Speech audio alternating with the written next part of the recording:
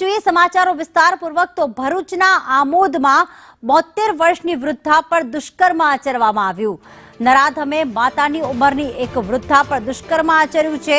ક્યારેક 10 વર્ષની બાળકી તો ક્યારેક 72 વર્ષની વૃદ્ધા પર આજે ગુજરાતમાં દુષ્કર્મ થઈ રહ્યું છે। એટલે કે કોઈ પણ વય મહિલાઓ અહીંયા ગુજરાતમાં સુરક્ષિત નથી એ સાબિત થઈ રહ્યું છે। 35 વર્ષીય નરાધમ સામે દુષ્કર્મની ફરિયાદ નોંધાઈ છે। અગાઉ પણ નરાધમે વૃદ્ધા પર દુષ્કર્મ આચર્યું હતું।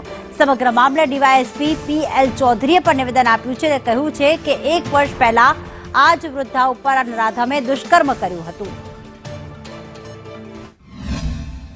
તારીખ 15/12/2024 રોજ આ કામનો જે ફરિયાદી શ્રી બેન છે કે જેઓ પોતે ભોગ બનનાર છે, જેમને આ કામનો જે તોહમતદાર છે શૈલેષ જગદીશભાઈ રાઠોડ નાઓએ ફરિયાદી શ્રી બેનના ખેતરમાં જઈ અને એમની સાથે એમને બળજબરીપૂર્વક દુષ્કર્મ આચરેલું હતું, જે અનુસંધાને ગુનો નોંધાયેલો છે।